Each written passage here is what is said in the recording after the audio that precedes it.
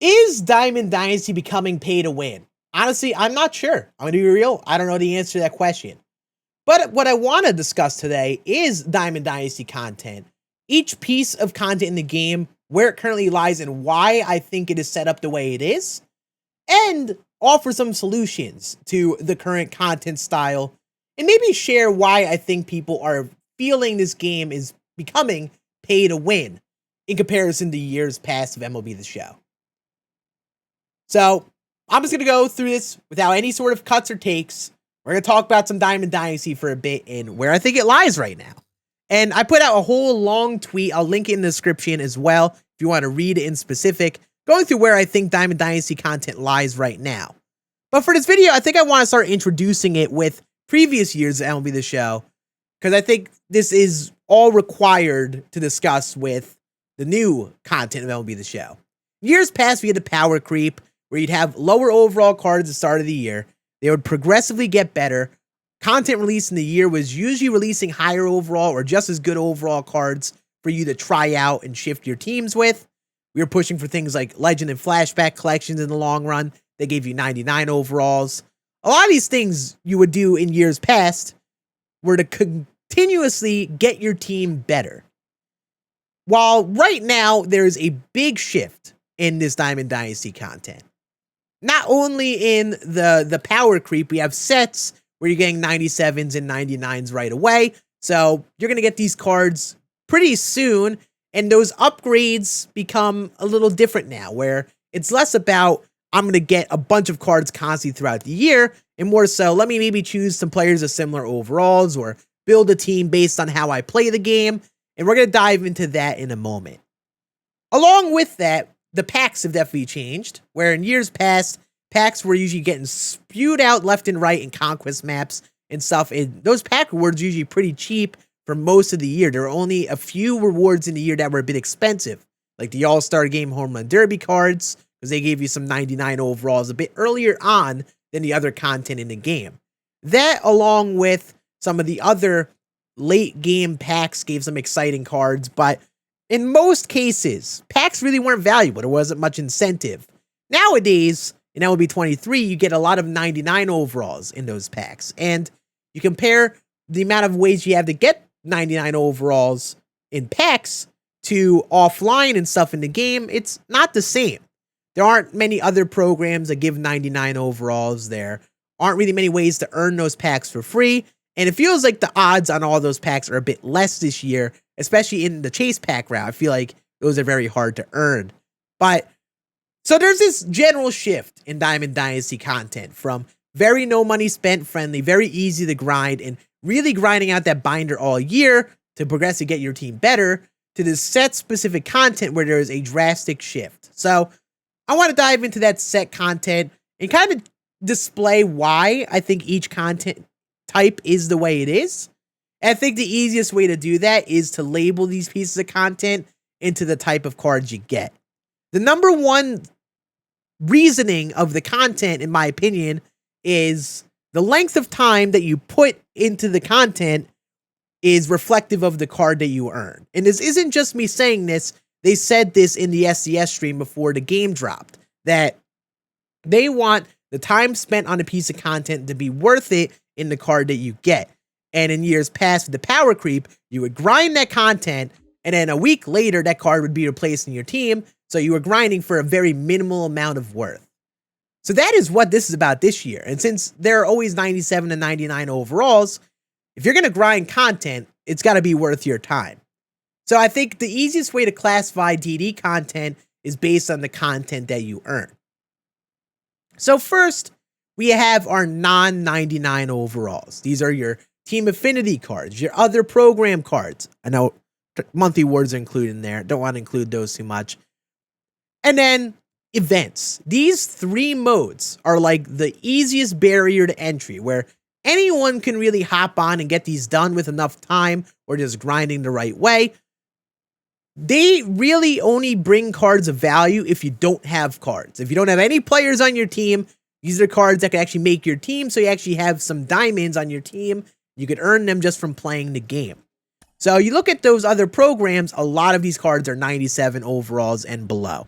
There are some exceptions, like monthly awards, some of the May Tops Now cards, where they could definitely make a lot of teams. But even still, like something like Aaron Judge and Matt Chapman, who are lightning cards who are pretty good, also don't make every single God Squad. So these content types are a bit different than the rest.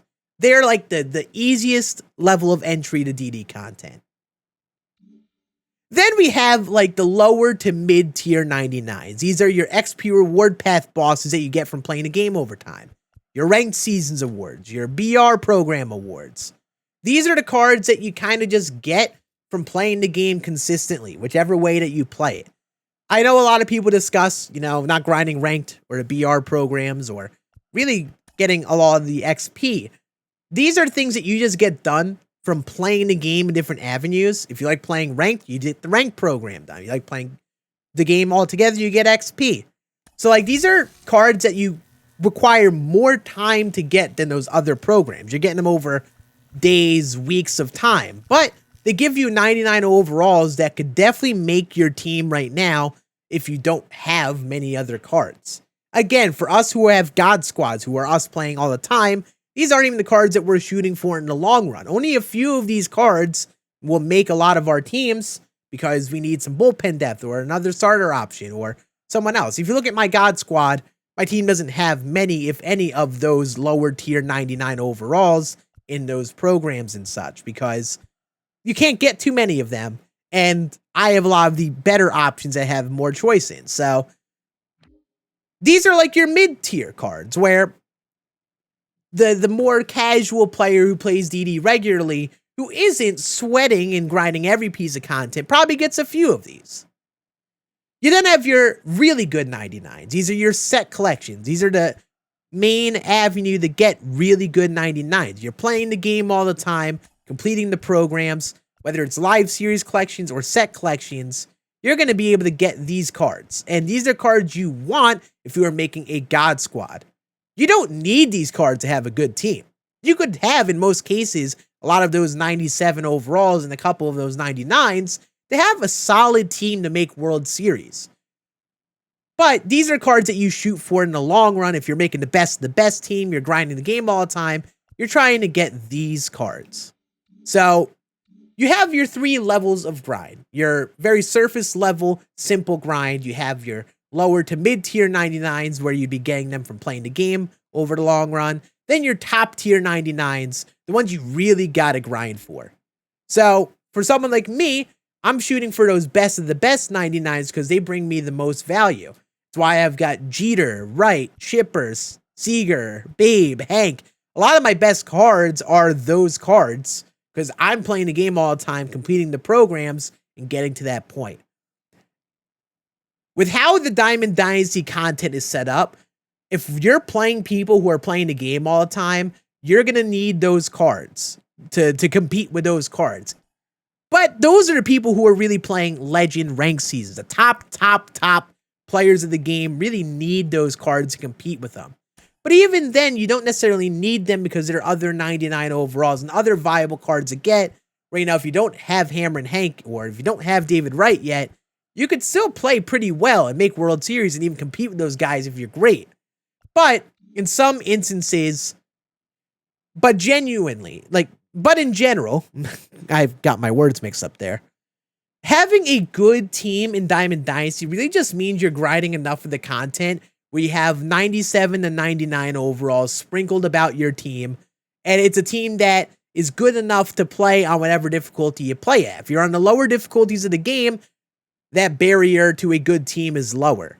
And as you get higher up to like Hall of Fame, you might need a little bit of a better team.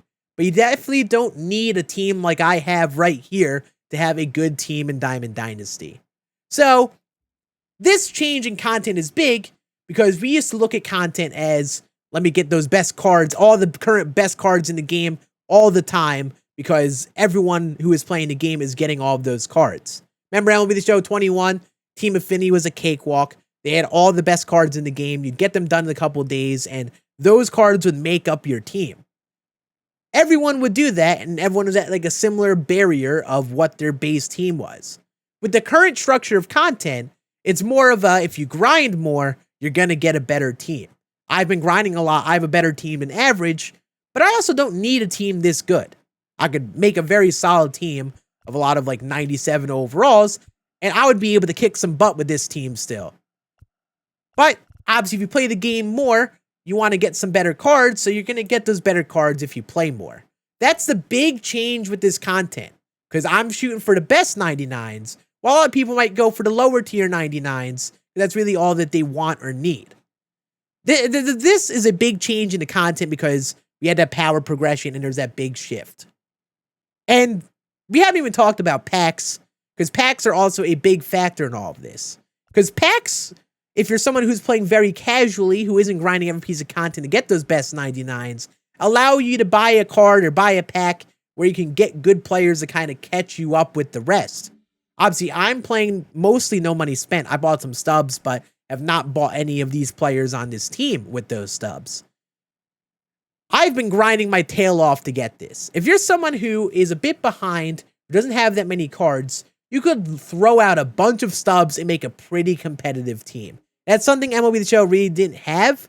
The stubs players that you would be buying in the past really weren't valuable to really keep up with those other teams enough. Especially in most cases with those chase packs last year and the other cards in those choice packs. But this year that changes because we have some solid diamond duos who are all 99s. You have some rare round choice pack players who are very good. And then you have chase packs who are very good and very expensive. So this is why I think there's a shift in the pay to win narrative, because these are all 99s. And in the perspective of people who aren't playing as much, who aren't getting all of those set collections or live series or core collections done, they see this juice 99. They're like, this is the best catcher in the game, one of the best cards in the game. And you hold it behind a 300k stub wall. That's kind of screams pay to win. So there's a lot of debate over that, and I get where people are coming from, because you see that and you're like, yeah, that right there is an expensive card held behind stubs.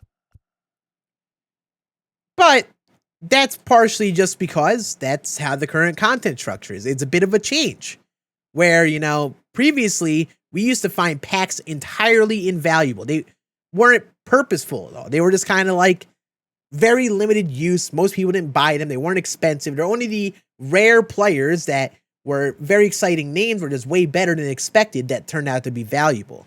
So this year, their way of making packs valuable are by making them all 99 overalls. But if you play the game like me, you see, I could have a team that's just as good, if not just better, than buying all of those cards. If I did have Commerce Comet and Joe Mauer, this would be a better team. But if I didn't do the grinding to get these other 99s, I probably would have a worse overall team, because there are worse 99s in Wright and Jeter and Seager and Babe that you would buy. So the outlook of MLB The Show content is a lot different now. It's a big change, and there's a lot of yelling, and I definitely get both sides. But I don't want to just talk about the current state of content and why I think people come from the route of just pay to win or whatever. I want to offer some solutions to these modes and kind of share why these problems exist and where they can improve, because it's so early in the set process. There's a lot of room to improve with this, even just in MLB 23. And there are some things I definitely want to see changed, where you could bring back some of that old excitement of what made MLB The Show good, with being very, very no money spent friendly, and making those cards not too OP, where they might kind of be right now. So starting off with our lower overall cards. Right now, there's a general discussion over lower overall cards like these 97s, where, do I want to grind this program on its own for Ken Griffey Jr.? No. For players like me who play the game all the time, this just ends up being a filler card. Even if I play a little less, this could be a starter on some teams, but you probably have some 99s that you shop for. Maybe you got that Grady Sizemore in the featured program, whatever it is.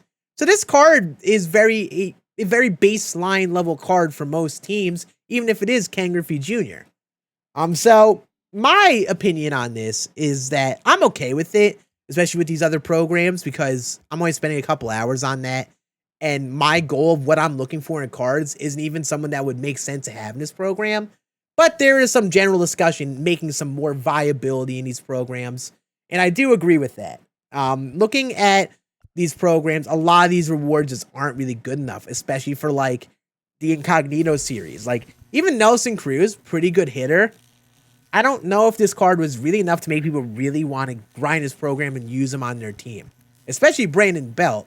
I don't think this card was enough. A little bit more of a utility type card. And I feel like there are ways to make some exciting non-99 overall cards where if you complete these programs, you can have a very viable card to use. But if you have 99s, they clearly outmatch this. So some examples of cards were like the Team Affinity 1 cards we had day one, like Ronald Acuna Jr. This is a very well-rounded Team Affinity card.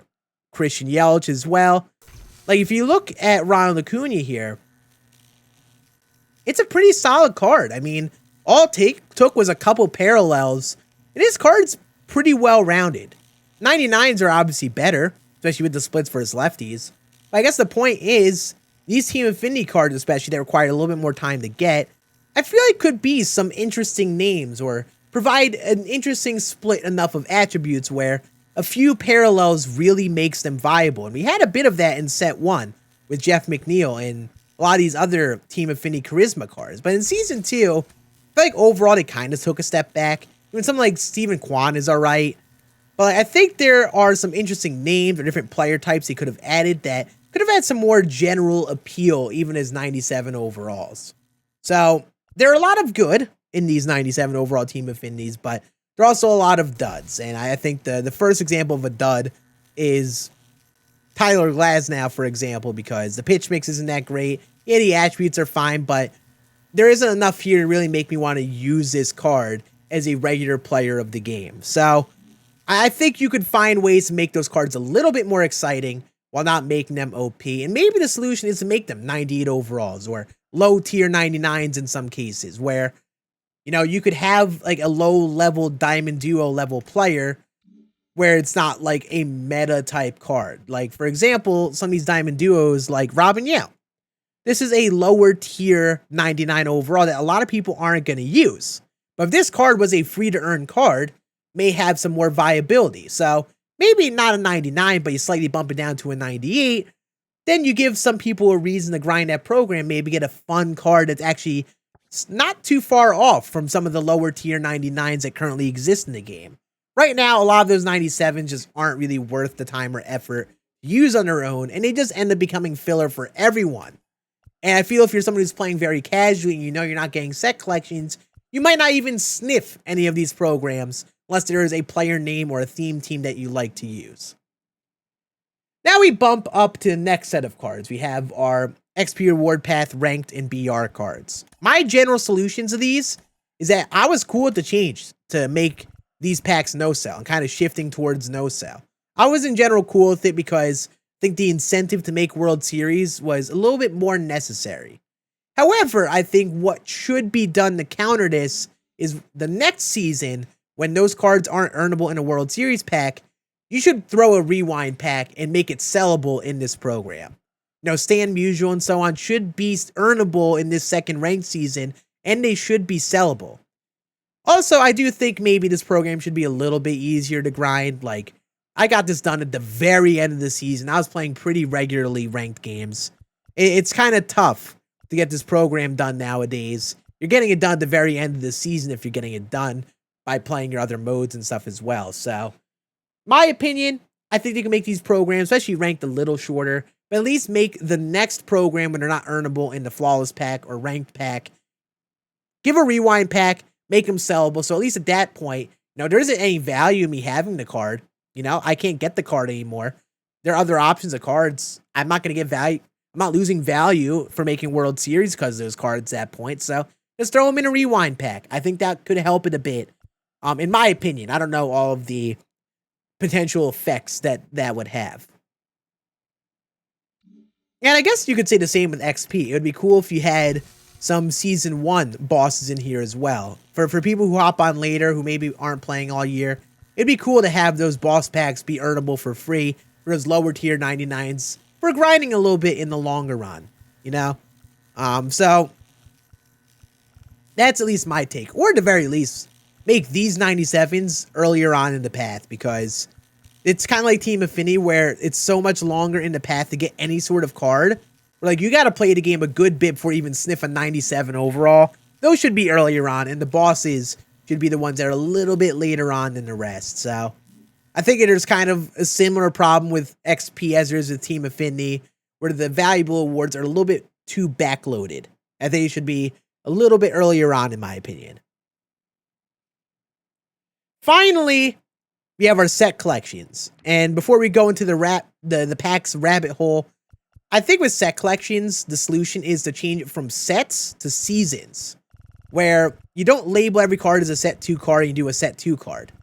I think these lower overall cards down here should not be set cards. The main reason is because they're lower overall theme team cards, right? If I run a Yankees theme team and a new season starts and a card gets, cut out of the set rotation, these cards become an entire waste of space. Their only purpose is set collections at that point. They can't even be used on theme teams at that point. So I feel like that their idea of making the lower overall cards core cards is a good idea. And I think they should extend that, where every card below like a certain overall basically is a core card. I'd say like 95 and below should be a core card, because those are cards that don't make God Squads. Their main use is a theme team, and it also includes captains, where you have a problem with captains right now where there's a 92 overall and also a 99 overall. So you don't have enough options in captains. With how I view captains and cards like this, you should have multiple captain options so I can build a theme team with the players that I want and have. So if I have 99 Booger, I don't get punished by downgrading to 92 Larry Walker. And yeah, I get the boost for all my cards, but I want to use the 99 Larry Walker. It's a significantly better card. So I feel like there's some solution there to release more captain cards in general, each team affinity, with some more options, and in general, make those cards core cards so you build up those options throughout the year for your teams. And same with these other lower overall cards like Future Stars and the lower overall Incognito and stuff, where these cards, in my opinion, are very valuable as theme team cards to be used all year. And having enough cards to build like an all diamond theme team is a good thing to do, and makes you maybe want to grind those things more. Because, if I get Jason Bay now, I can't use him on all-time Red Sox team for that long anyway. So, in terms of sets, I think you go into the seasons format. You make those lower overall cards core cards. You make the set-specific cards the 97s and 99s, like that level of card. The lower overall cards become core cards, so you can use them with theme teams all year. You build up those theme teams in the long run, and those cards actually have more of a place. Like, even in the current season theme teams, these cards don't really have as much of a place unless you really need that depth. So let me build up that depth of my theme team throughout the year. And now you have them as seasons, so any season 2 card is in the season collection, and the collection works the same. You just have the labels of the card differently, so certain cards could have some more longer term usability that aren't like the meta 97 to 99 overalls. And also, I guess another opinion could be maybe throw some more lower overall options. Like, if I collect 25 cards, throw some 97s, maybe throw a very lower tier 99. Now, like Poppy and Goose Gossage are like middle to high tier 99 overalls. It would be cool to give you more overall players for collecting these cards. Because right now, you kind of see with each season, there'll be a similar rotation of players. Like in season 1, if you're starting to play teams regularly, everyone uses Trey Turner. Everyone gets these cards. And for the sake of lineup variety for those better teams, it would be cool to maybe throw in some other names in here where maybe not every single one of them is going to be like a go-to option, but they all should be appealing enough where if I like a player and I collected a bunch of cards, let me try out that player in my team amongst all the other options, because there aren't enough options at some of these positions, like catcher. Like there's plenty of room to release 99 overall catchers. Like, look at, we're 2 seasons in and there are 6 of them. So I think this game could definitely use more of these better cards released, so there's more lineup variety between the 2 seasons that are relevant. There's been 1 99 overall set 2 catcher. And I guess set collections would be a good way to do that. And finally, the last problem, and probably the big one with packs, I think they just need to release a lot of the packs more often. I think these packs are horrendous. 1 in 10 odds of any diamond. These 40k packs are also horrendous.